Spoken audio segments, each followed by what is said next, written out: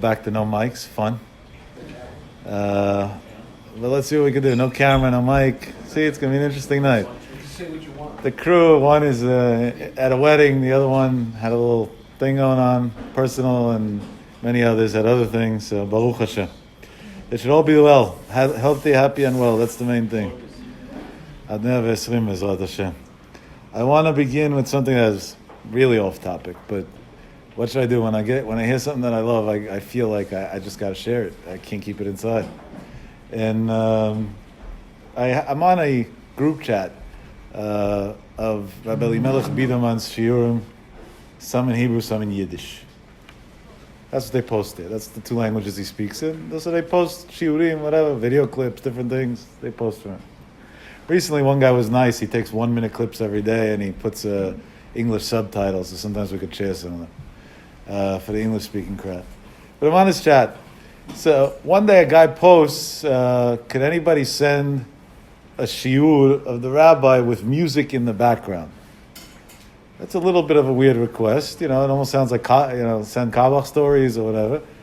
But it seems like Rav Biderman speaks in different places, especially when it's Saturday nights and whatever, and he makes a whole event out of it, and they have music. And in his thing, he's high-spirited at those, he has these high moments, and he performs well in that. He does unbelievable, in addition to everything else amazing that he does. So a minute later, somebody said, I don't have a new one, like about this week's Parashat or something. I have something random, old, on my phone. If you want, I'll post it. The guy wrote, yeah, and he posts this thing. I'm rarely looking at my WhatsApp at all, definitely not at group chats. But I happened to see it, and guess what? I was curious. Like, let's put this on. So I'm in the car, and I attach it to CarPlay, and I didn't get to listen to the whole thing. Maybe sometime I'll get to listen to more of it because it was really great. But I heard the beginning, and the beginning part was really a nice twist on something. Now, you'll forgive me, he quoted it in the name of, I think it's the Sadigur Rebbe, but if I have it wrong, I'm sorry. It's not his mistake, it's mine. He said I think it was the Sadigur Rebbe, when he was walking with 6,000 to 8,000, they don't know the exact number, of his students that were killed in Auschwitz. And it was the day that they were being walked to their death. And he said that there are a couple of variations of the story, but the details don't make a difference anyway, so I'm going to repeat what I heard from him on the recording. He said, one of his students turned to him and said, Rebbe, I have a question for you. So he said, what? He said, I don't have questions on Hashem, why this is happening to us and so many other Jews. Hashem runs the world, he knows what he's doing. Who are we to mix into Cheshbonot Shamayim? That's not a question for me. So I have a different question. He said, I'm going to be killed al Kiddush Hashem now. If I'm going to be killed al Kiddush Hashem now, that means I'm in Olat Tmimah. I'm a pure sacrifice for God. But my thoughts right now are not so pure. I'm scared, I'm worried, I'm angry a little bit, I'm frustrated. What can I do to bring myself to the point that I should have that calm and that joy that you have on your face 5 minutes before we're going to be gassed to death? That's a very weird, very unique question, very deep question. How holy must a Jew be to ask such a question? Such a crazy high spiritual level. It's unbelievable. And the Rebbe turns to him and tells him a pshat. And this pshat, I'll tell you what, I heard this, I think this was Monday. It was literally a game changer. On Purim Katan at night, on our little gathering that we had for one of our causes, this was my whole speech. We were all gassed up in a different sense. We did like Purim Katan, literally. And it was like a real simcha shel mitzvah, of course. And they said, give us the best you got. That's what one of the guys told me. And he said, the better it is, the larger the check for the fun. So he put me a challenge, right? This is a hustling deal already. I told him the best I got is stolen from Rabbi Elimelech Biderman. I just heard it on a recording. This is what the Sadigur, I think it's the Sadigur Rebbe turns to his student and says. He says, we all know a pshat that countless times we heard in the names of many, amongst them Rabbeinu Bachaye, by the way, writes this, that Tov Lodot LaHashem. It's good to praise God. La'agid ba'boker chazdecha. To say in the morning your praises. Ve'emunatcha ba'leilot. And your faith at night. And the obvious question, what does Emunatcha ba'leilot mean? Rabbeinu Bachai explains, if I had to bet, every single person in this room knows this Rabbeinu Bachai Bahad, that when does Hashem test a person if he really has Emunah? Ba'leilot, when it's dark, when everything's going wrong. Up to here is the obvious that is known. It's a beautiful pshat, and Rabbi Mantz has a whole lecture on this. He stretched it out for an hour and 15 minutes, this Rabbeinu Bachai. He did a wonderful job explaining it. But really amazing. But the Tzaddikur Rebbe put a twist on it. And this twist, honestly, this is the grand slam. If any of you spend the Sudas Purim with me this year, I have a feeling this is going to come out again this year. This is what he said. He said, he has a question in Dikduk. He said, what does it mean? He has a question in Dikduk. If I'm saying that I believe, or my faith, how do you say that in Hebrew? Ve'emunati. So what are you going to say? That we said, Lehagid boker chazdecha. Lehagid is plural. So then it should say, Ve'emunatenu. That's also plural. It says, Lehagid boker chazdecha, to say God's praises in the morning, Ve'emunatcha, and your faith, ba'leilot, in the bad times. What does that mean? So Avmalech said something that is priceless. He said the Rebbe looked at a student and he said, right now you're going through a hard time, right? Yeah. Right now you feel like in Emunah you can't do it. Yeah. Right now you feel what's going to be. It's a couple of seconds before. And you want to be strong. Yeah. He says, you know what happens ba'leilot? You know what happens when everything's going wrong for you in life? Not ve'emunati, my faith stays strong. No, my faith sometimes gets shaken up. I have faith. I know that everything's coming for a good reason. But it still gets shaken up. Ve'emunatcha, Kadosh Baruch Hu says, my faith is in you in the dark times. I believe that you could do it. I believe that you could fight through your rough day. I believe in you. What a pshat. What a grand slam. But how does a person get the feeling that when he's going through a rough time, that Hashem is telling him, Ve'emunatcha, I believe in you? There's only one way to do that. La'agid ba'boker chazdecha. To first acknowledge the boker part of life, the morning part of life, the happy parts. When you acknowledge the baboker chazdecha, so then of course, ve'emunatcha ba'leilot. HaKadosh Baruch Hu could believe in you in the tough times. But if you never acknowledged in the first place any of it, so what's going to be left? It's going to be a dead end. I think this is the grand slam of all grand slams in Upshat. Because it took something that we all knew and brought a whole new... Chaseh shamayim ba'avim. Sometimes the HaKadosh Baruch Hu covers the sky with clouds, and then what comes after that? Matar. It rains, right? A cloudy day brings rain. Let's be honest. When are we in a better mood? When it's sunny and warm outside? Or when we got snow and rain and mud and the whole mess? People that grow up in warm, sunny climates are less prone to depression. There's a lot of statistics that show that. And there's tons and tons of studies that show that. I'm not sure, and I don't mean to generalize, and I have a large audience in the United Kingdom that watch this tomorrow morning, but I'm not sure if British people are proper or depressed, but it's somewhere in the middle. It's always cloudy when you grow up in a gray environment, so everything's robotic. There's no life. It's not, and that's not being judgmental or including or inclusive. I have many, many wonderful friends in the United Kingdom, and I love the other. But there is such a thing. It affects, the environment they're in affects your mood. If somebody's sitting in a dark room, and alone and bored and whatever, the odds are he's going to be in a bad mood in 30 seconds. If he's in a light, happy room with friends and noise and this, even if he's not having such a good day, the odds are his mental state won't be so bad. Things affect you. This is the way it is. Comes HaKadosh Baruch Hu and says, I'm going to give you a tool to get through a tough day. There are days that I cover the sky, everything looks gray.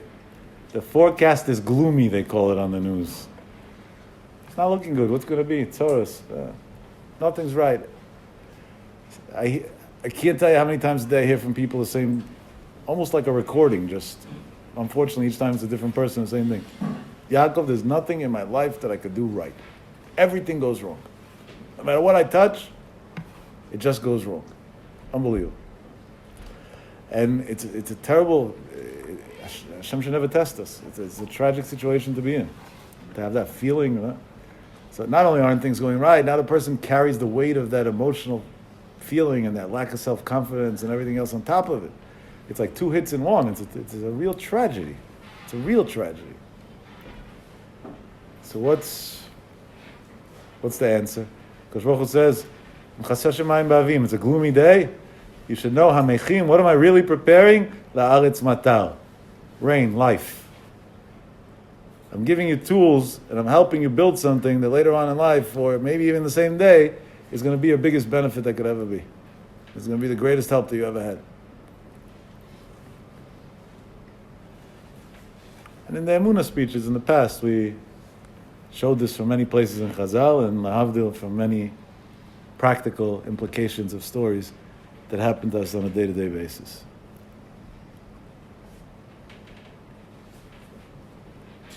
Ad kan for this piece, along my long list of things that I have to be grateful for that I learned from either recordings or sfarim or weekly pamphlets or Mailach Bidavan.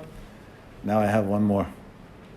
And I think this topped it all. Va'at alit al kulana. This pshat was really better than all of them.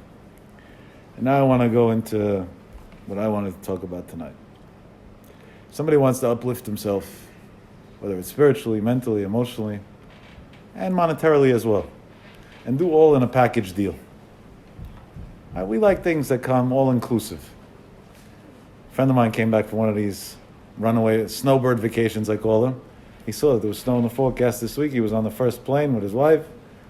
Came back today. He heard it was going to be in the 50s. Today came back today. I said, imagine it would have been the 20s another week. What's going to be? He said, I would have stayed away. When the temperature drops below 32, I'm out of New York. That's his policy in life. I wonder what he does at night. Sometimes by day it's like 35 and at night 28. So how does that work? But all right, he went away. So when he called me today to ask me if he should go to a shul that prays after Zman Tfilah to say Agomel because he landed late, whatever, or it's better to wait for Shabbat. But I don't think it makes a big difference. It's within 3 days. I told him, say on Shabbat, daven a normal minyan, and that's it. And then, a friend calls you. He was just on vacation for a couple of days. So the polite thing to do is to say, how was it, right? It's just being a human. So I'm like, bro, how was it? You had a good time? So he's like, yeah, I did it differently than I normally do. It seems like he's a ragil bekach. There's a frequent route for him to the Bahamas. He said, but this time I did it a little different than the usual. I said, what'd you do it different? He said, normally I just book whatever, I don't know, all the names, and that's where I stay. He said, this time some travel agent convinced me into doing this all-inclusive VIP package thing, and it was really amazing. I said, you're from Jew, you can't eat the food. What was so amazing? So he says, they just got everything done for you. Everything's coordinated for you. He says, you don't got to worry. He says, I don't got to piece things together. Normally you got to book a flight, a hotel, a driver, or this or that, what to do during the day. He says, they just did everything for me. I just clicked my credit card number, and from there, everything was done, and I was treated like a king for a few days. I said, good, I'm happy I had a nice time. You should be matzliach and hung up. I'm thinking about it afterwards. I don't know. I'm like reprocessing in my head. What did he really say? He's a man of means. He's seen all the luxury in the world. To impress him is very hard. He has a personal assistant. She could book everything for him. What's the answer? That's the psychology of people. We like things that are simplified for us to the point of laziness, so that if it takes a tiny effort already, it's out of the question. And the truth is, in a way, it's good. It's a good thing because the economy runs on all that. I heard unbelievable pshat. I used to think this was a joke, but then I actually saw that the Sfarim HaKadoshim bring it down. And there's a bunch of different sources in it for this. Amongst the many Sfarim that bring it down, it's brought down in the writings of, he didn't write it, but writings in the name of Rabbi Zacharif as well. And he writes, we say a bracha on, let's say if you drink, certain things, so you say Borei Nefashot. He says he has a new twist on the blessing Borei Nefashot. He wants to base it on the Rambam. The Rambam writes, Yidulei HaMeshugayim, or Mishtagim, if not for crazy people, or people that behave in crazy ways, Lo haya ha'olam mitkayem. The world wouldn't stand. The world wouldn't be able to... Meaning, who's the foundation of the world? Crazy people. This Rambam's a pele. You have to understand what this Rambam means. And the Rambam a little bit elaborates, but not so much. And the Mefarshei Rambam elaborate a lot more. I'm going to just give you the off the top of my head example. One of the things that used to be a very prosperous field that many Jews, especially Bukharian Jews, were involved in, was the jewelry industry, diamonds. The Rambam's writing exactly that. It was a big part of definitely this neighborhood, right? A lot of the big houses that you see here, that's what it came from. Some crazy person decided that he needs 3 carats in his ear, or her ear. In today's world, it goes both ways. And a certain color and a certain shape and a certain cut and a certain this. And a lot of times a lot more than 3 carats. And was willing to go pay some absurd amount of money for it. And the odds are that person, if you give him a piece of glass, would think that the glass looks nicer. In almost every case. I think these hip-hop stars know the difference between a diamond and a... They don't know anything. It's all the same thing to them. They just call it bling, and that's what they need, and as long as it's flashy and it shines, So Hashem made somebody crazy. Why? So another Jew should have parnasa. That's really what it is. I think when girls stopped loving diamonds as much as the diamond district wanted them to, Hashem made that some of these goyim, the men, also put in earrings. And also wear these big bracelets and chains and whatever with diamonds. Because he didn't need parnasa. What should we do? And now that the diamond district's not doing so well at large, could be the next step is people are going to start putting diamonds on their pets also. Why not? They love their pets more than their kids. So if you buy your daughter a tennis bracelet, why shouldn't you buy a puppy a tennis bracelet? There's a certain rationale for that. Try it. It might be a new trend. The tech world definitely is 100% on that. Everything is, what can I do at a click of a button that'll take no effort? An example, no, I'm not promoting them, not to the good or the bad, just a technical example. I don't know if any of you use this wonderful service called Instacart. Instead of having to go to the grocery store, click, click, click, and you go, boom, everything's at your front door. And at the beginning it was within 6 hours, then it went down to 4 hours. By now you can get it within 30 minutes also sometimes. Yeah, obviously there's a premium and you pay for it, but so what? And there's so many different models of that in every field, way, shape, form, you name it. Earlier today I was sitting by somebody's store here in Queens, and he tells me, what's up with the beard? Is that the new style? I said, no, I'm lazy to shave. And he says, you need a cleanup? I don't know these things. I'm not in the barber business. I told him, I don't need nothing. I'm fine just the way I am. I said, Baruch Hashem, Hashem made me this way. Whatever it is, I love just the way I am.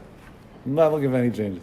He says, no, come, check this out. And he goes onto some app and he shows me a whole list of barbers there. And within 45 minutes, one of them could be in his store and give me a haircut in his store and everything. He's like, let me order a guy for you. I said, what are you, stupid? He's like, why? I said, that's like $80. I'll do the same thing tomorrow for 10. It's all right. I can give the other 70 to tzedakah tomorrow instead. But somebody who uses a service like that, is he stupid? No, he's not. That's the world today. We want everything in a package deal. You know, a quick fix. The bigger quick fix we can get, the better it is. And we're willing to pay very, very high premiums for quick fixes. And if that's the way the world is, can't beat them, join them. There's nothing wrong. That's society. It's okay. If you can afford it, it's definitely okay. So let's try a religious quick fix. A biblical quick fix. I want to get my life better. Physically, spiritually, emotionally. I want to do it all. Monetarily, everything. I want to do it quick. How do I expedite the process? And honestly, if you would ask 10 different learned people, probably you'd get 10 different answers. But I like going to the basics. You got to start from zero. You got to walk before you run. You got to crawl before you walk. There's just certain things you got to do in a row. And I think this week's Parashat teaches it all to us. In the middle of the Parashat, and in a way it does connect with the Emunah thing that I said earlier. Because the Gemara learns out of these psukim that Moshe Rabbeinu went to God, Gemara Masechet Berachot, and asked him, people say Moshe Rabbeinu went to God and asked him, why do good people suffer? That's not true. There is no such Gemara. not in Bavli and not in Yerushalmi. It does not exist. And I'm sure you were all exposed to that misquote thousands of times. So let's correct it for once and for all. Because that's not a question. If good people suffer, maybe that's the way the world's supposed to be.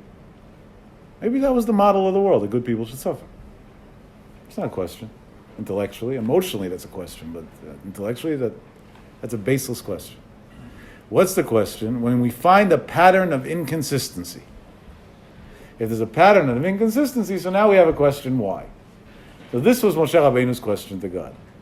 Lama tzadik v'tov lo tzadik v'ra lo, and rasha v'tov lo rasha v'ra lo. Why sometimes we see a righteous person who has a great life, and sometimes we see a righteous person who has a terrible life, or it looks to us at least terrible, and why sometimes we see what seems to be an evil person living a great life, and sometimes we see what seems to be an evil person living what seems to be a very hard life. That was Moshe Rabbeinu's question to Hashem. No. Where did he get it from? Moshe Rabbeinu got, Hodieni na drachecha. What did Hashem answer him? That I'm going to cover you, whatever, sakoti kapi alecha. You're going to see my back, but panai lo yirau. You could see my back, but you'll never see my front. What does it mean? Chazal explained, based on the Gemara, that HaKadosh Baruch Hu told him, you see an inconsistency. The reason why you see an inconsistency is because to you, you're seeing the back end of the story. But to me, I don't see any inconsistency because I'm seeing the whole story. I'll give you a very simple, practical mashal. Many people that I know are in residential or commercial real estate. So you take a guy who's in commercial real estate, who's sharp in it, as both an investor and a developer, and you see an interesting thing. He goes and buys 4 or 5 buildings in East Harlem, and he knocks them all down, and he buys air rights off another few buildings around, and then he builds this one skyscraper. Now, if you're only seeing a guy coming and taking buildings and evicting tenants and knocking buildings down, so you're going to say, what? He's crazy. What's wrong with him? If you wait 3-4 more years and you see a 60-foot or 60,000, 70,000 square foot structure that's being sold at $1,400-$1,500 a square foot, suddenly you say that trash that was 3-4 stories tall that you couldn't even sell for $400 a square foot suddenly became $1,500 a square foot. Pretty smart deal after all. He did something right. Right? That's the industry of development in commercial real estate, definitely in New York. When you see one part of a story without another, you see what seems to be the most negative thing in the world. When you see both parts of the story, then suddenly it doesn't look as bad. Keep that in mind because we're going to utilize that as a tool in a minute. Then HaKadosh Baruch Hu comes and what does he do? Actually do.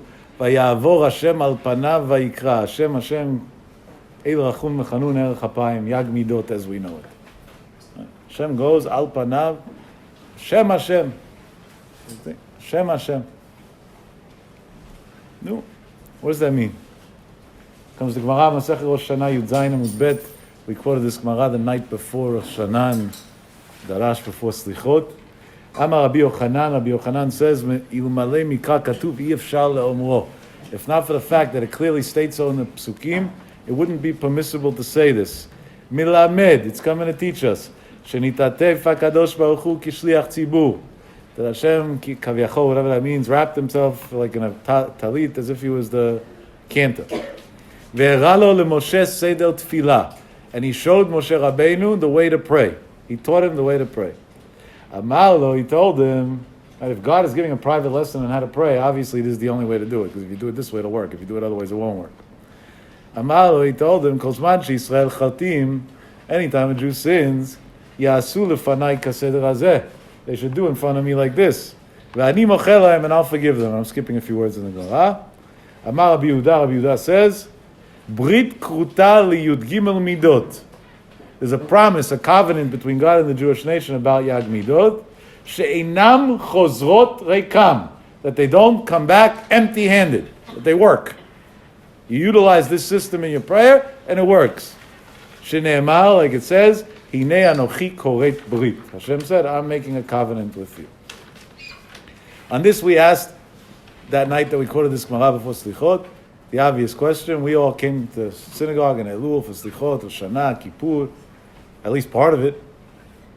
On a regular weekday that we say Tachanun, and other times that on holidays that according to the Ari we say Agmidot. And we say Agmidot all the time. And it don't look like things are working out so well. So what happened to that covenant that Einam Chozrot Reika? You went to Shul, Kippur, you said Yagmidot, 26 times you said Yagmidot on Kippur, by the way, I don't know if you know. 26 times you said Yagmidot, not once.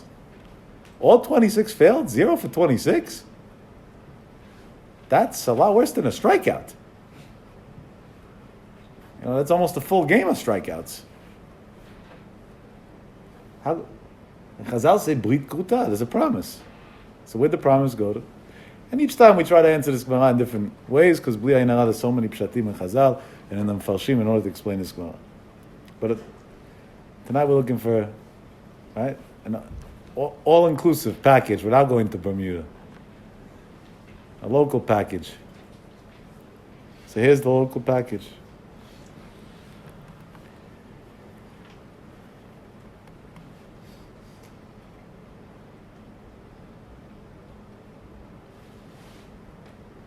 Rabbeinu Moshe Cordovero, Ramak, in his Sefer Tomer Dvorah,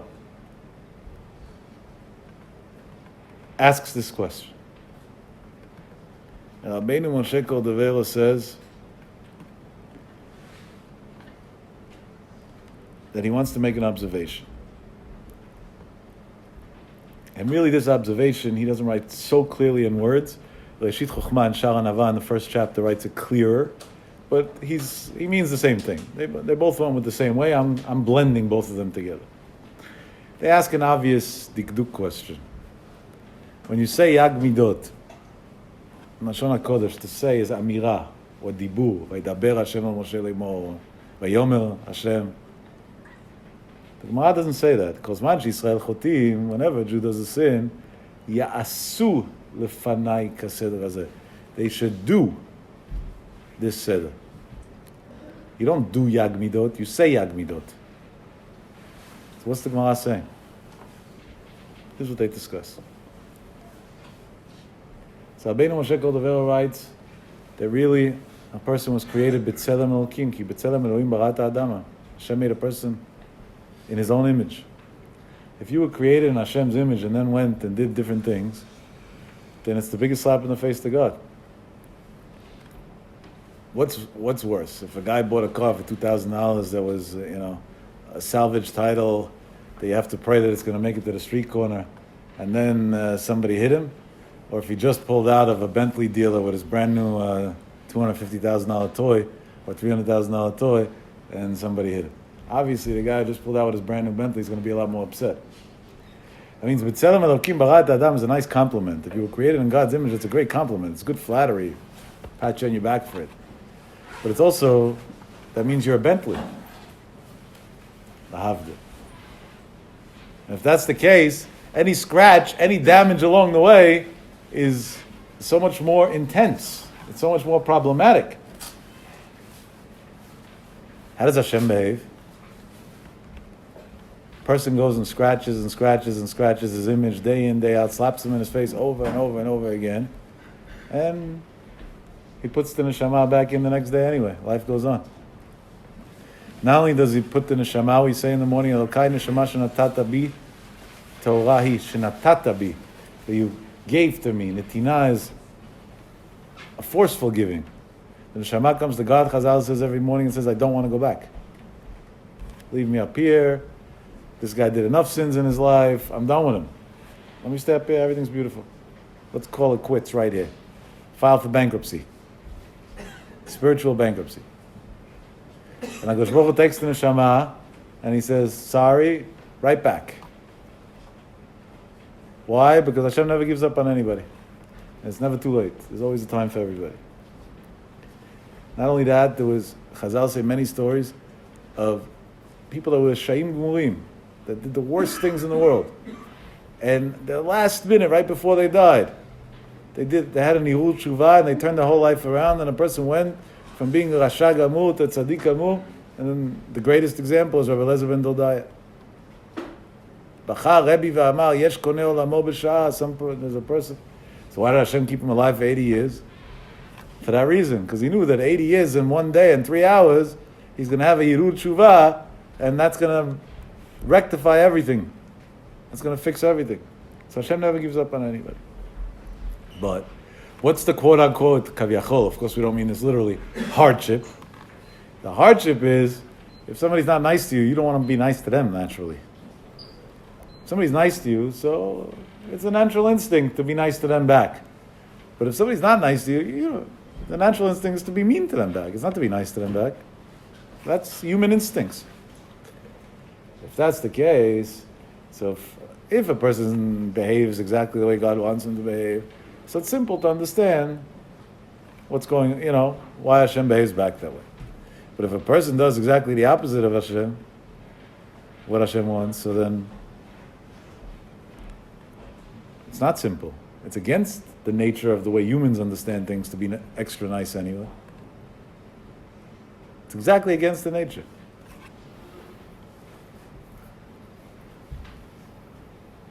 But Hashem does it anyway.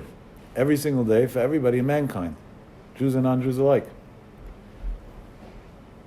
Because maybe at the end of the day, a person, another chance, there's no end to chances. Based on this, the Ramak and the Reshit Chochmah write an unbelievable thing. I'm quote the words of the Reshit Chochmah because it's clear. Shamati b'shem ha-geonim. I heard in the name of the Geonim. Al ma she'amru Chazal, and what it says in the Holy Rabbis. We quote it, the Gemara. Ya'asu lefanai kaseder hazeh. They should do in front of me like this. Hakavana sheya'asu seder hamidot shelimed HaKadosh Baruch Hu leMoshe. They should do the things that Hashem taught Moshe. Shuhu El Rachum V'Chanun, that He's the God of mercy. Mahu Rachum V'Chanun, just like He's the merciful God. Afatat Tehei Rachum V'Chanun, so too you should be the merciful God, the merciful person. V'kach L'chol Yud Gimel Midot, and like this to all 13 Midot. Im Yekayem HaMidot Alalu Bepoal. If in action you're going to go and live by these 13 character traits, God forgives you instantly on everything that you've ever done wrong in your life.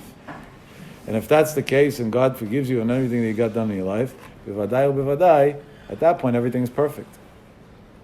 And that's what the Gemara means, that Hashem promised, Brit Krutalis Fatayim, that if you'll Ya'asu Lefanai, if Brit Krutalis Gimel Midot, we have a covenant with these 13 midot. Sheinam chozrot reikam. They won't come back empty-handed. The only thing is that there's a big difference between action and lip service. And when we come in Kippur to shul, Hashem should forgive me for saying this, it's lip service. Hashem kiel achum v'chanun. And 5 minutes later, we don't have mercy on ourselves. Forget about it on somebody else. Self-pity is the biggest tragedy. There's nothing worse in the world that a person can get to than self-pity. That's the lowest level possible. I know in psychology there's a concept called bottoming out. They always talk about technical things, you get to a certain point, you overdose or end up in trouble or whatever it is. To me, bottoming out is one and only one thing, self-pity.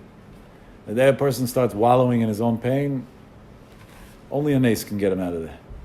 Sometimes the nace comes in the version of a smart person that knows how to pull him out. Talking about pulling out, something came to me. My banker Galinsky used to say this over a lot when he would talk about pulling somebody out of a situation. He was very into that. My banker had a power that sometimes in one word, not one word, literally one sentence, 2 sentences, he could turn a whole person's life around. Because he had the combination of the sharp tongue and the sense of humor and the love and the understanding, and he was skinny and small and short and his demeanor wasn't threatening. So he looked at it, he said, oh, this old cute man, that was the way he was viewed at. Gaon Olam that the Stipler stood up for when he was, not famous. But that was his demeanor. He used to come to us to the office a lot. We used to see him all the time. And I spent countless and countless hours with him. And we knew how to milk him good also. He would come to the office. We would tell him, like that guy told me on Purim Katan, the check is based on what you got to sell. Give us something good, a big check, not small check. That was the way it worked. It was unbelievable. So we used to milk him to the end. Sometimes there were days that he gave darash in the office for 40 minutes straight. There was one day, one guy told him he can't hear. So Yanko, with his sense of humor, said, "Of course you can't hear, because I'm a short guy and my voice doesn't carry so well." He had a big voice, but the kid did carry it. He wanted to make fun over there. So he went onto the guy's table, he moved some of his papers away, his desk, and he stood on the desk. He stood there, and he says, "Now you're going to hear what I have to say." And he went 40 minutes standing on the desk, like on fire, like giving a darash. So on one of these visits, but it's printed. People say this over, but they don't know that it's coming from a holy source. They think it's coming from some comedian or something. He says that there was a guy. He said in Nevardik Yeshiva they said it over. Nevardik Yeshiva wasn't a yeshiva that exactly joked around.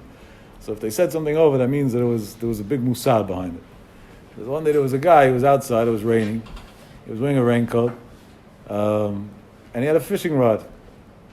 And he was standing by a little pond, and it wasn't a natural pond. It was like whatever, a puddle that it was in the street. And he was going fishing in the puddle.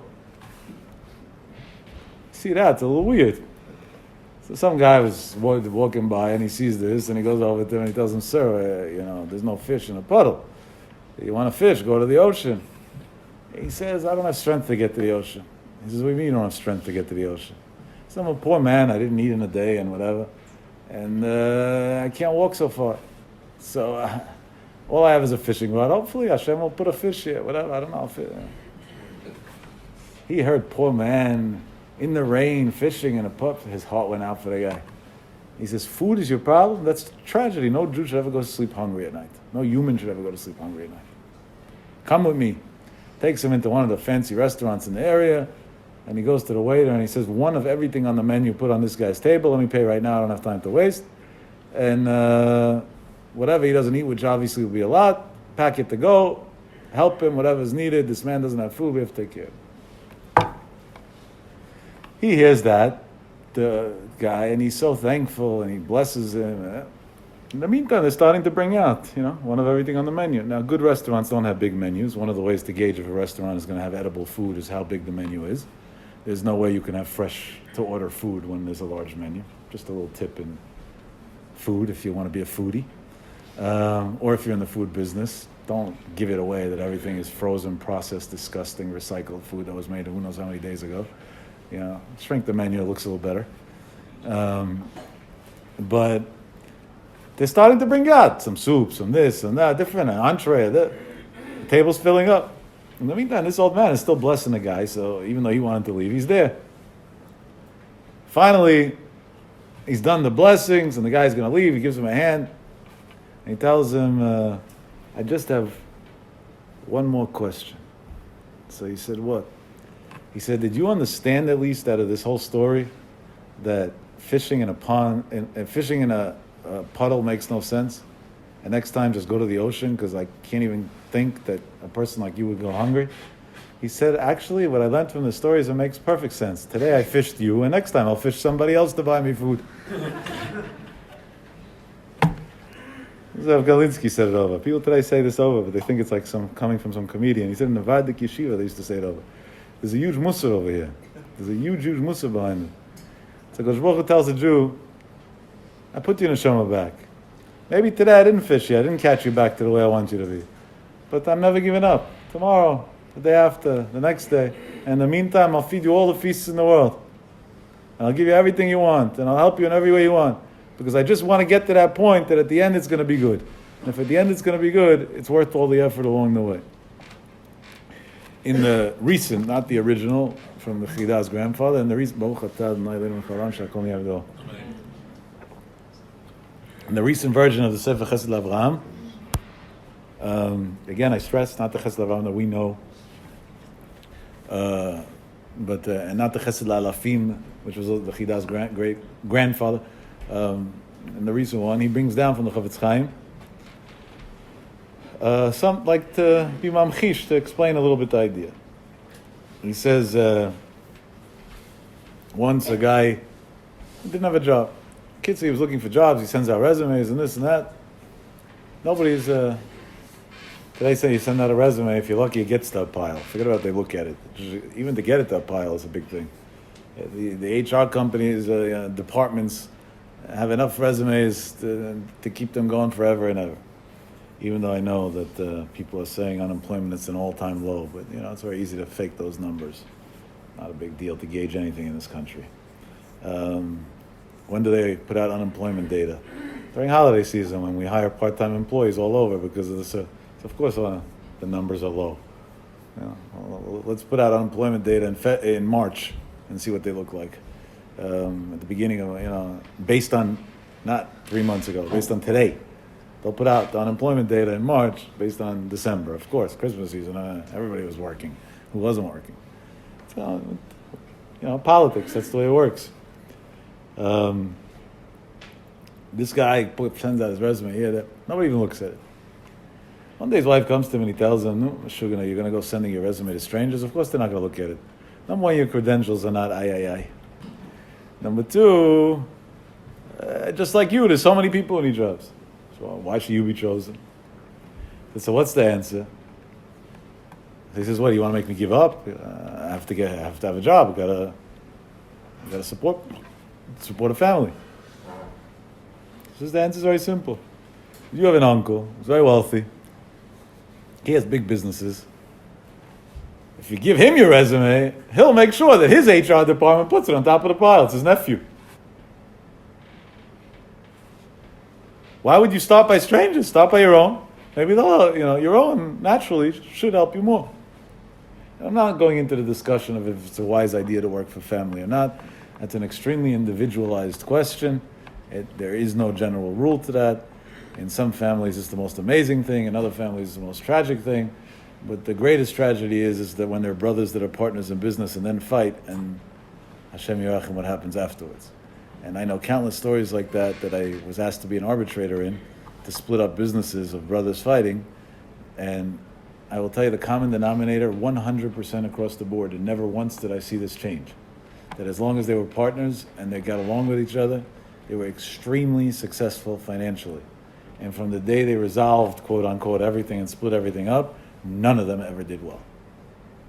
Every single time. And I've dealt with countless stories like this. But Hashem has a certain pleasure when he sees unity. So if a family is already working together, it's only contingent to the fact that they really believe that they can work together and stay together and not fight with each other. If not, don't even start it in the first place, because the tzad that brings HaKadosh Baruch Hu, there's no words. There's no... And by the way, this is not only by Yehudim, it's also by the Goyim. It's the same exact thing. Because I know a very powerful real estate family now that owns thousands and thousands of units of private housing all over in Jersey and other states, Pennsylvania, all over the place. And the father decided that he's giving over his estate to his kids while he's alive already. He says, why wait for me to be dead and then they should get the money? I'll give it to them when they're alive. I guess there are some tax incentives in up to a certain amount of some of it, and there's other reasons to do it. So he did whatever he did. He put trust for each kid. The kids were best friends, and they all came to their dad's house every Sunday for lunch for all the years. From the day he did that, they're fighting with each other like cats and dogs, and they hate their father. And the only way I know the story is I met one of them recently to make an acquisition from him, and he gave me like a 40-minute speech how much he hates his father. And when I heard that, not only did I want to puke, I told him I'm not doing business with you. And he said, why not? I thought we agreed on a number. I said, because if you're capable to be so ungrateful to a person who gave you everything you have is from him. And to sit and curse him out for 40 minutes, by me, you're not a human at all. And I do business with humans. That's just my preference. I never signed a contract with a dog or a cat or a fish. Never did it. And I don't think it's valid in court either, by the way. Can't come to court with a document and you say, who is the signee? It's notarized, but who's made the signature? I'm my puppy. I don't think that's going to work. I said, to me, you're worse than that. At least the dog is a loyal pet. You're not even that. What's left of you? Your father gave you everything, and thank you that you got is that you hate him, you curse him out, and you're fighting with your brothers and sisters over what? Over that there's not enough millions to dice? There's enough millions for all you to live forever and ever and ever and ever run out. So one will get a little more, one got a little more, one got a little less, so now you're upset? Like how sick, how low? There got to be a red line. And that's an example where families shouldn't be working together. But fine. He goes to his uncle, hands him a resume. His uncle says, I didn't know you didn't have a job. Why didn't you come to me earlier? You're hired this minute. He says, what do you mean? Well, what's my job? What's my salary? He says, how much do you want to make? He gives him a number. He says, you got it. His uncle really at that point wasn't, he wanted his nephew to be okay. That was his first concern. After that, we'll figure out what. Then he says, okay, but what's my job description? So his uncle tried to instantly create him a job. He didn't have a job for him. He said, well, create a job for him. Let's see what we can do. We'll sidetrack for a second. When I had my first driver in life, like permanent driver hired, that lasted for many, many years. Worked for me for definitely 8 years straight. It happened on a fast day. It was Shiva Zav Tammuz. I was by Mincha. Right after Mincha, somebody calls me up and tells me we have an Israeli boy who just went through a very tragic situation in Israel, and he came to the U.S., and he doesn't really have where to be, and he doesn't have what to do, and he doesn't and like this, to be in the U.S. is not good for him either, but he's legal in the U.S., so that's not an issue. Would you happen to have a job for him? So I said, tragic situations is a very vague term. I need to know what that means for my own safety. And whatever, it was tragic, but it was completely not something that he could be blamed for or anything to do with him.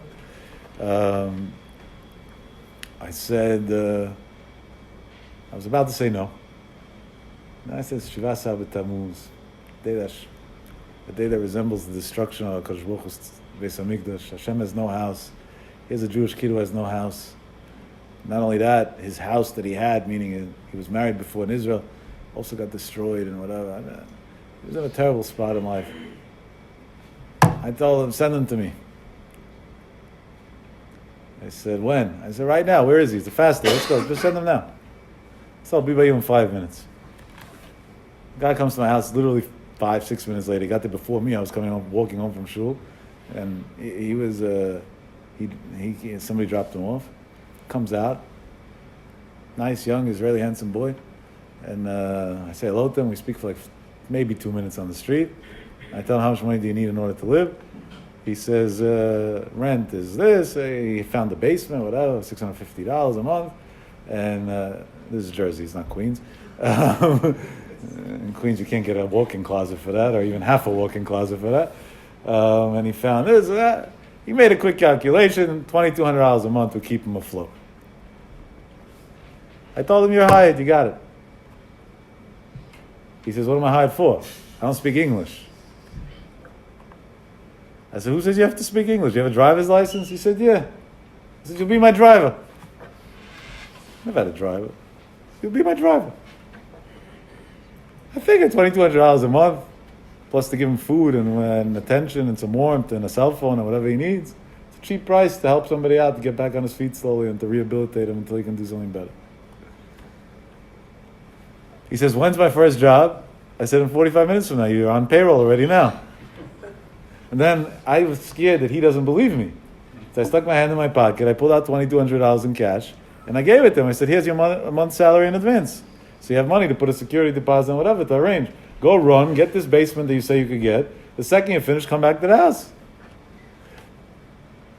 He had nothing to lose at that point in life, so he agreed. Under normal circumstances, you don't agree to such insanity.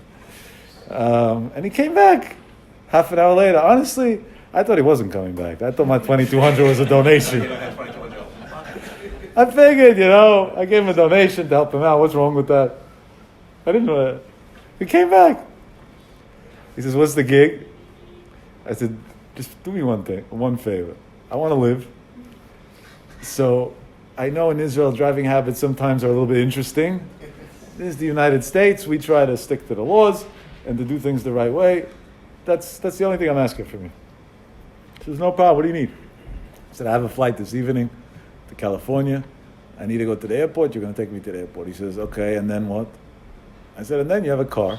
So not only did you get an apartment today, you just got a car too. And when I come back from California, a few hours, it's a 5.5 hour flight back. I'll text you in the airport. It'll give you about 6 hours time. That's enough time to get up, shower, put on tefillin if you're in the mood, whatever you're up to. And make it to the airport to pick me up, and he'll pick me up. He says, when are you coming back? I said, I'm not sure yet, but in the next few days.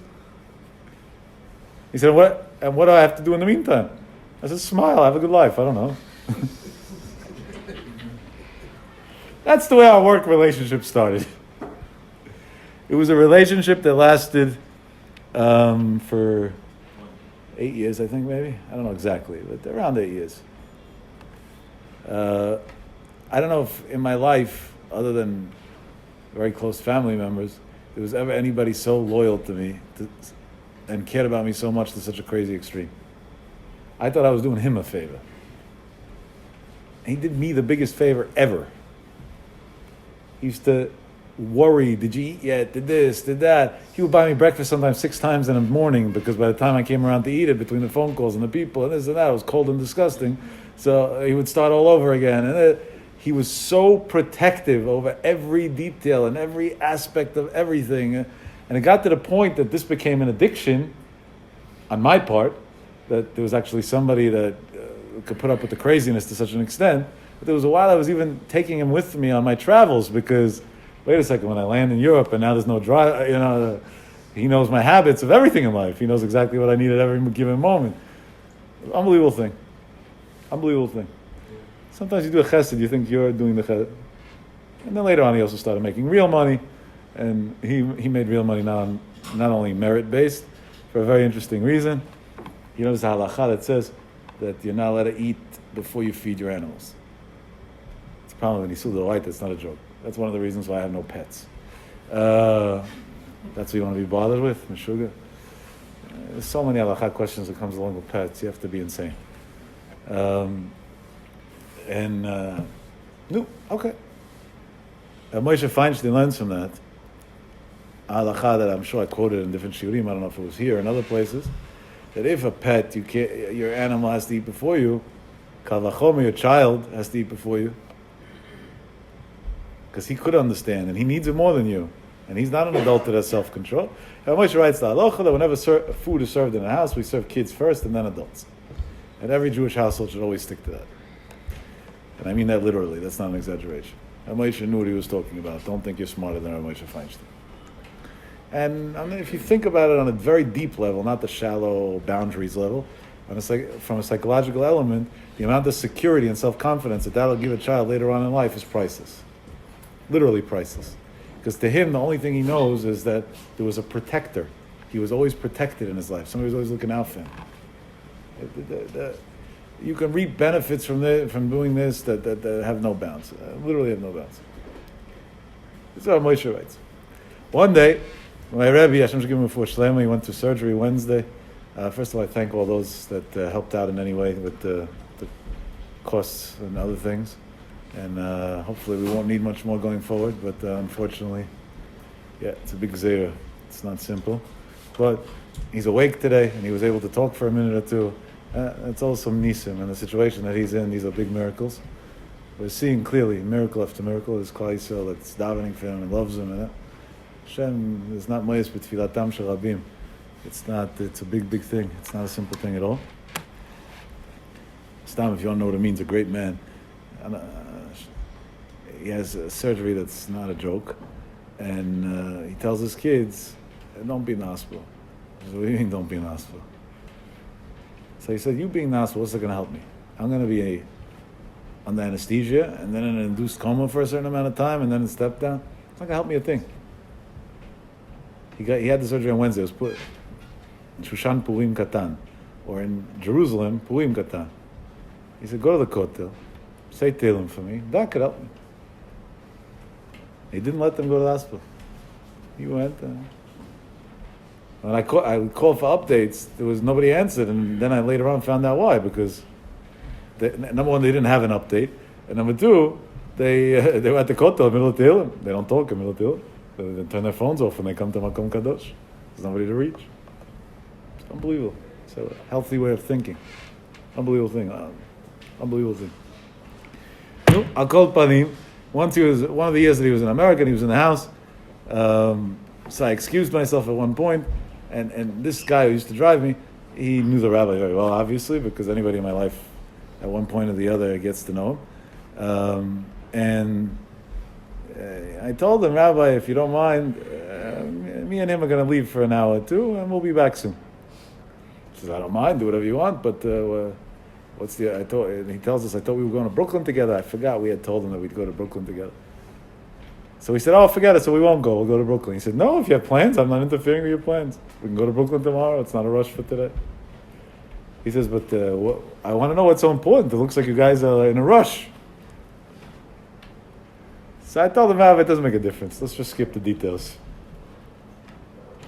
So he says, there's nothing to skip. If it's important to you, it's important to me. Tell me what.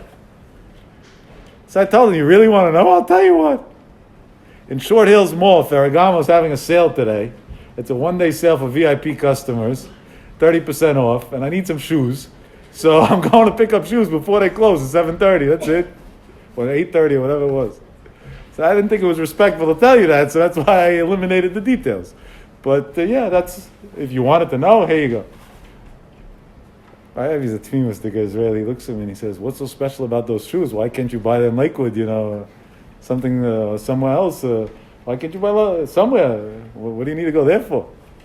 I don't know. I just let it go. It's special. Tells me it costs a lot of money. I said, too much. I said, that's why we're looking for a sale. A sale on a $50 item we don't look for. A sale on an expensive item is already a big difference at the end of the bill. He tells me, no problem, but let's go outside for a minute. I want to talk to you privately for a second. And I was sure that I'm going to hear a speech about what do you need this for, and you could do it out. I was waiting for it. I was already ready for it, and I already made peace in my mind that if he says it, I'm not going to go, even though I want to go, and even though I like designer clothes. Like, I had my brain programmed for all of this. And I got the shock of my life. We go outside to my porch, and he tells me, that boy that works for you, do you pay him enough that he could afford to buy the same thing as you? So I said, no, one pair of shoes is probably his weekly wage. So he tells me, so it's also al pi halacha, you're not allowed to buy the shoes. So what do you mean? He says, you're taking his eyes out. He works for you, he's with you all day, every day. He's like your brother. Your brother lives with you.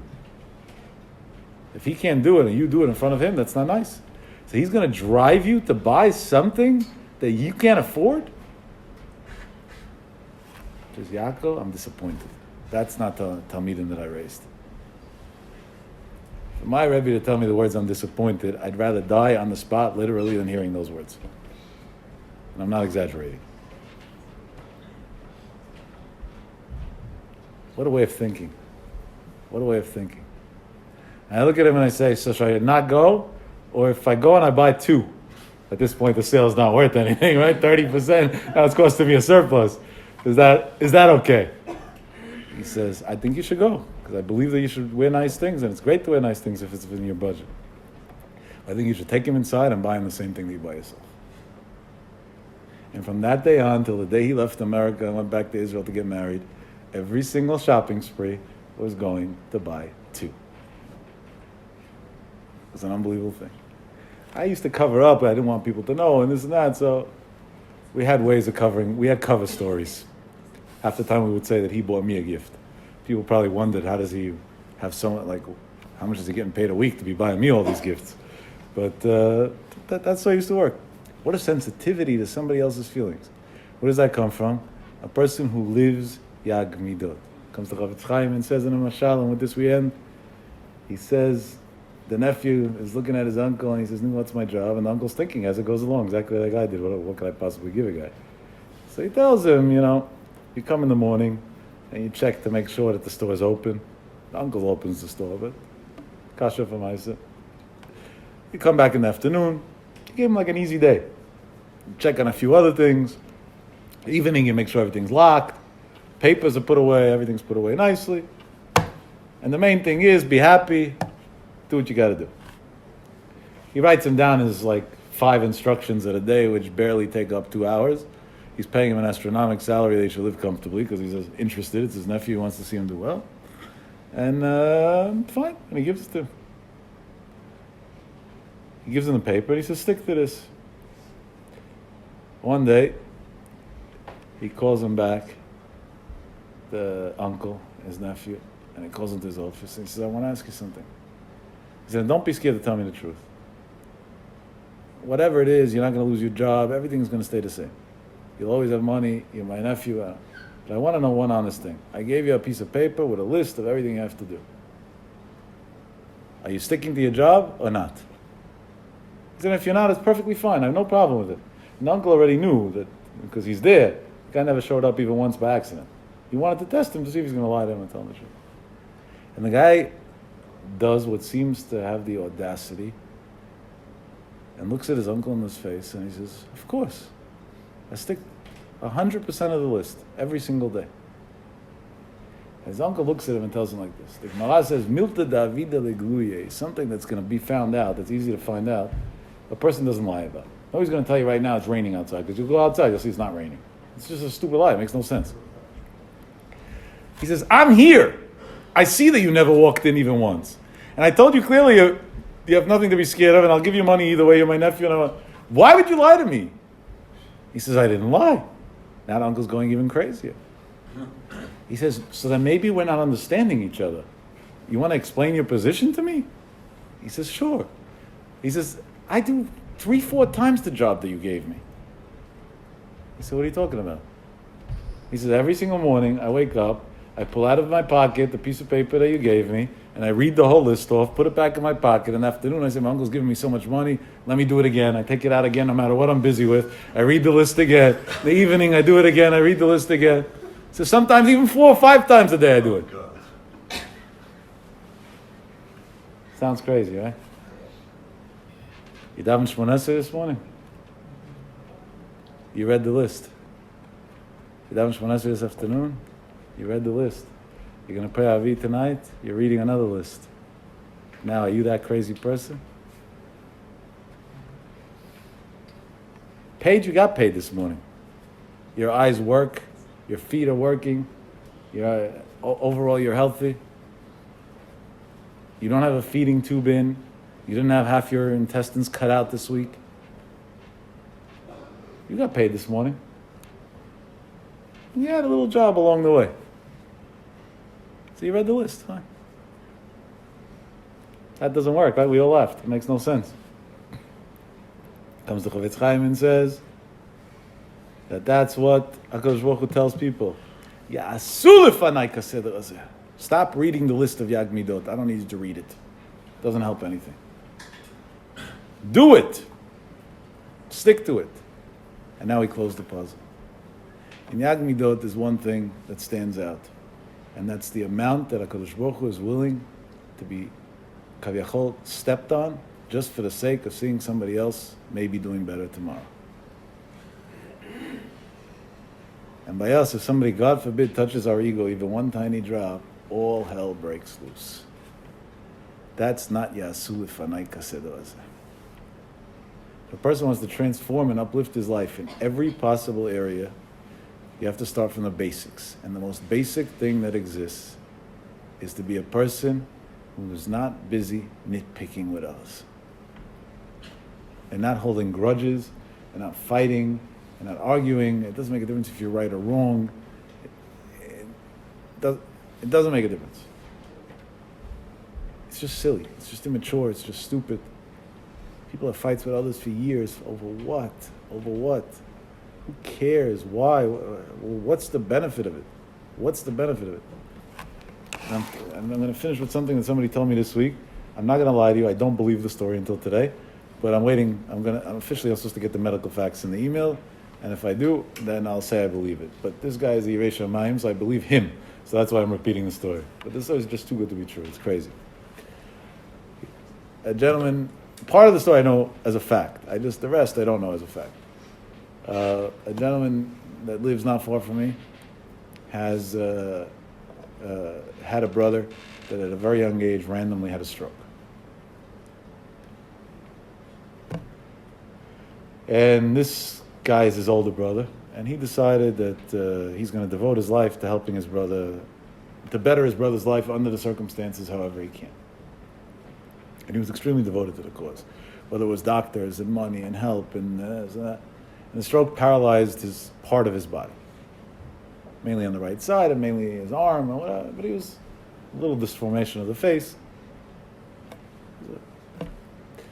Now, he can't work a regular job, he's disabled, he's this, he's that, there's many contingencies that come along with it, but to be bored is also a tragedy for a person like that.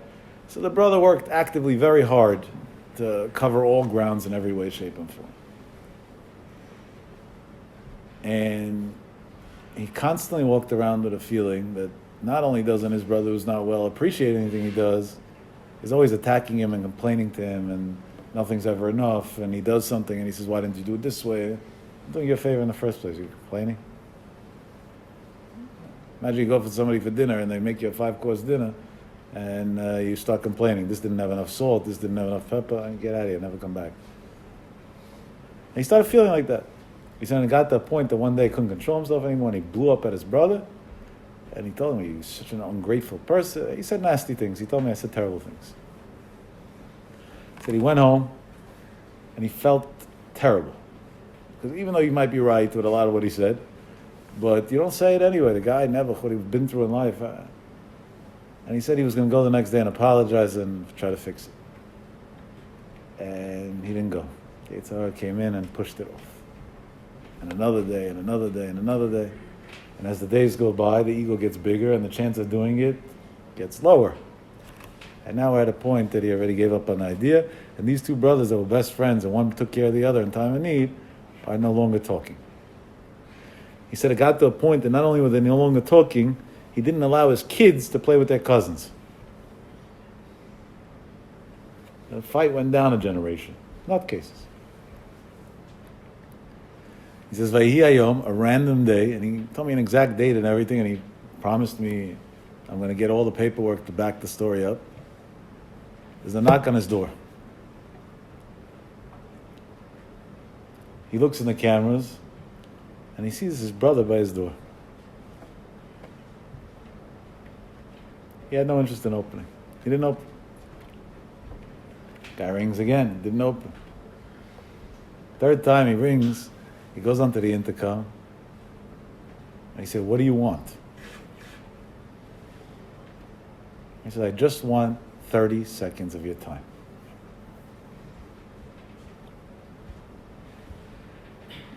At that point, the heart is a heart. The stranger, you would give 30 seconds. Goes downstairs, he opens up the door. He said it was early in the morning, he was still in pajamas at all. And his brother's standing there by the door, and he's on with a crutch. He had a lot of after effects of this situation that he was in. And his brother drops the crutch from his arm that is mobile, and takes his arm without saying a word, and puts it around his brother, and says very gently in his ear, you blew up at me for a bunch of months now. I thought I was right, and you thought you were right, and I hated you, and you hated me. I thought I was the sick person, why aren't you sensitive? And you thought I was the ungrateful person. And last night, in the middle of the night, I realized that you were the one who was right. Because at the end of the day, you did so much for me. Who cares if I'm sick? That's not your fault. That's my own personal issues. And I didn't have to let my issues out on you. I'm sorry. And I just came to give you a hug. He said, unfortunately, I'm not well, so it's a one-handed hug, not a two-handed hug. And this guy swears to me. He literally told me on the phone the language of a shvuah. That as he said those words, unfortunately, it's a one-handed hug and not a two-handed hug, the brother suddenly started having sensation in his arm, and in under a minute was able to lift his other arm for the first time since his stroke and to hug his brother properly. And that's why I told you I don't believe the story, because it's too good to be true. Now, the reason why I know part of the story is true is because he sent me many other video clips and pictures of this man functioning like a regular man, and I know he went through the stroke and he had certain things, so I know things got better. But that detail I don't know, so now he's going to show me the medical dates and the facts of how all the chronography of what happened. He claims he even has video feed of his security camera in his house of when his brother came to the door, and he said the DVR records voice also, so there might even be a recording of the intercom of the way he told his brother what do you want.